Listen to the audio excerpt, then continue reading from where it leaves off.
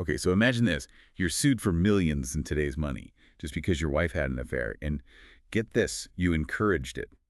That's the wild story we're diving into today. The life of Lady Seymour Worsley back in 18th century England. Yeah, it's a story full of like these opulent estates, scandalous secrets and legal battles that just completely grip the nation. And we're uncovering it all thanks to this episode of the Noble Blood podcast, which really gives us a glimpse into a woman, trying to find her own way in a world where women were basically seen as property. It really makes you think, was she a victim of circumstance?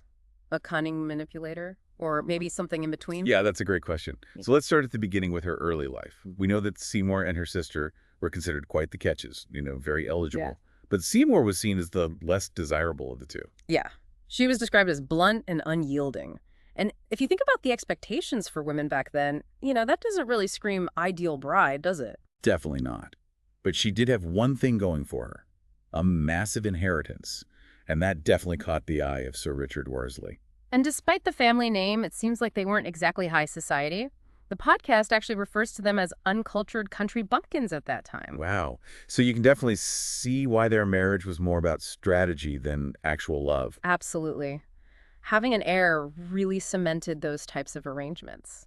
It basically turned their relationship into a business partnership. But things get really interesting when Lady Seymour enters the scene of the Devonshire House circle. Now, this was the social circle in London, lavish parties, powerful people, and a very relaxed attitude towards, shall we say, marital fidelity. So basically the anything-goes crowd of the 18th century. Exactly. And despite not quite fitting the mold, Seymour seems to thrive in this environment.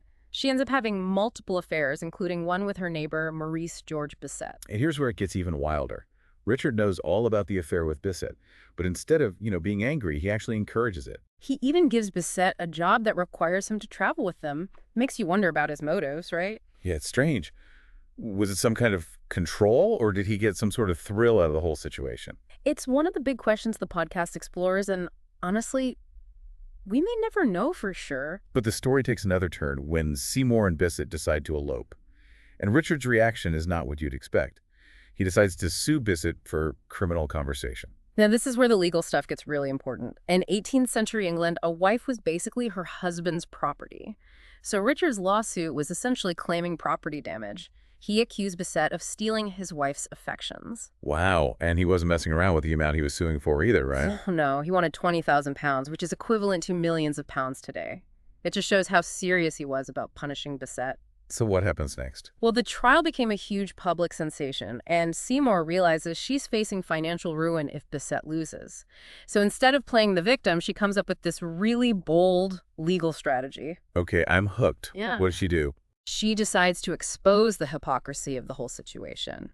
Instead of denying the affair, she calls 27 witnesses to testify about her numerous affairs and, most importantly, Richard's role in them. Wait, so she's admitting to everything, but showing that Richard was in on it all along. Exactly. It's a risky move, and the witnesses she calls are some of the most influential people in society.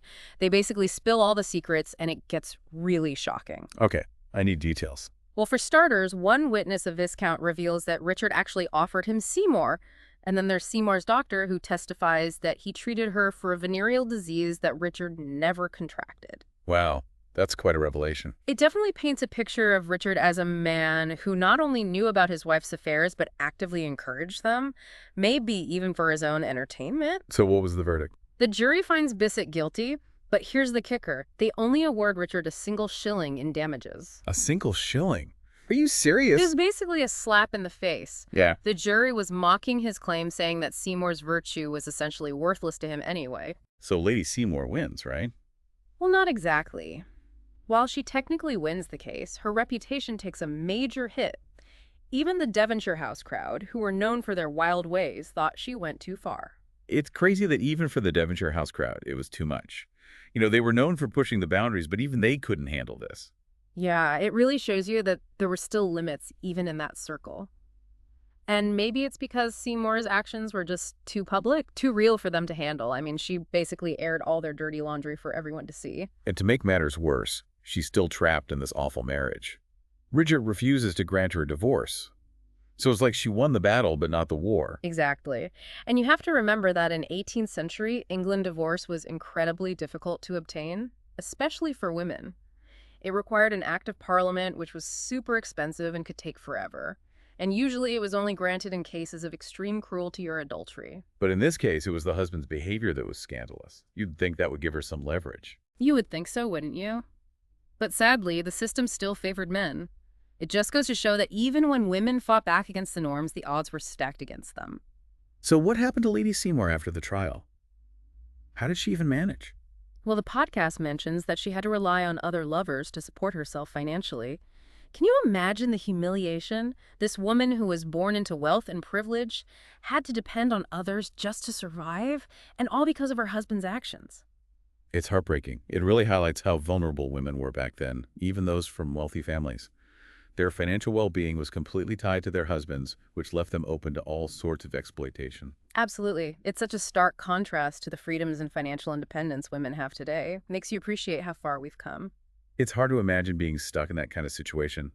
But there is a bit of hope. Richard finally dies in 1805. Yes, and according to the podcast, Seymour immediately takes back her inheritance and her maiden name. And then she does something incredible. She marries John Louis Hamel, a 26-year-old Swiss musician. Wow. A much younger man. It's like she's making a statement. Finally free to live life on her own terms. A real take that to the society that shunned her. And there's another interesting detail. John Louis Hamel took her last name. It flips the traditional script on marriage and suggests a very different power dynamic compared to her first marriage. That's fascinating.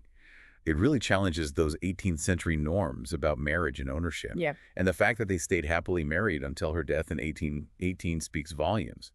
So after everything she went through, did Lady Seymour finally get her happy ending? It's really up for interpretation. I mean, her life was certainly full of hardship and scandal, but she also showed incredible resilience and refused to be silenced. It makes you think about what motivated her, what kept her going through it all. I think it's inspiring that she found love again later in life and on her own terms. It brings a sense of hope to her story.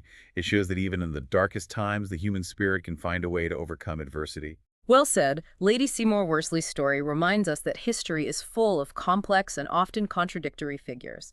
She was both a product of her time and a woman who defied its expectations. A woman ahead of her time in many ways, but trapped in a system that was designed to hold her back. Exactly. And it's stories like hers that make history so compelling. They challenge our assumptions, spark our curiosity, and ultimately help us understand the past in a more nuanced way. It's amazing how a story from, centuries ago can still feel so relevant today. It's a reminder that some things just never really change. Yeah, I totally agree.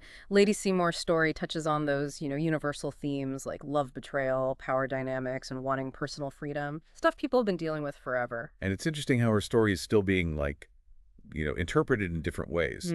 Some people see her as a victim of a system that was totally against women, while others think she was a master manipulator using her, sexuality to gain some control over her life. Right. It's what happens when we try to put these historical figures into neat categories.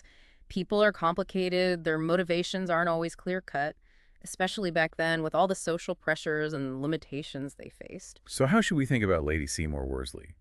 What's the best way to approach her story and really understand who she was? I think the key is to not judge her by today's standards. We have to try to see her through the lens of 18th century England. It was a completely different world back then.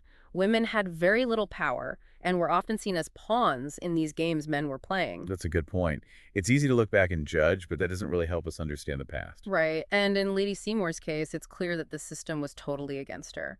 She was expected to be this obedient wife producing the heir, and her sexuality was seen as something to be controlled by her husband. And yet she still found ways to challenge those expectations, even if it meant risking everything. What's fascinating to me is how she used the system's own rules against itself.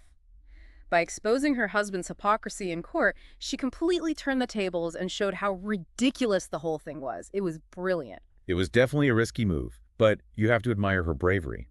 She refused to be silenced even when it meant facing ruin. And that's why her story still speaks to us today. It reminds us that even when you're facing huge obstacles, you can still fight for your own freedom and challenge the status quo. Her story also makes me think about how much our views on relationships and what's considered acceptable have changed. What was a huge scandal back then might be totally normal now. Totally. This idea of criminal conversation as a reason to sue someone seems crazy to us now. But it shows how our ideas about marriage, sexuality, and freedom are always changing. This whole deep dive has been eye-opening. I've learned so much, not just about 18th century England, but about human nature and relationships in general. That's the best part of exploring history.